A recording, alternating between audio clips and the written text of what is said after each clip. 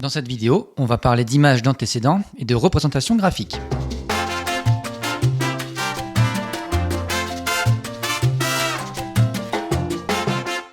L'idée, c'est ici de déterminer des images ou des antécédents à partir de la courbe représentative d'une fonction. On va commencer par déterminer des images.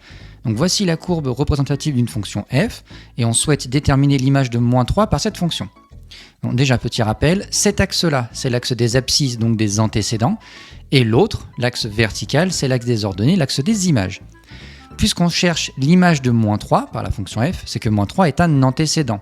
On va donc partir de notre axe des antécédents, on va se placer à -3, on va ensuite rejoindre la courbe représentative de la fonction f, et on voit qu'en ordonnée, sur l'axe des images, eh bien on a une intersection à 1. Ça veut donc dire que l'image de -3 par la fonction f, c'est 1. On peut aussi écrire que f de -3 est égal à 1. Maintenant, déterminer des antécédents. On cherche ici un antécédent de 3 par la fonction f.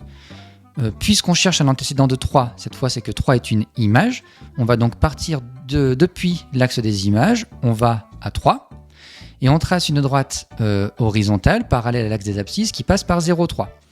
On a une intersection avec la courbe représentative de la fonction f, et si on regarde en abscisse, on est à 4. Ça veut donc dire que 4 est un antécédent de 3 par la fonction f. On peut aussi écrire f de 4 égale à 3.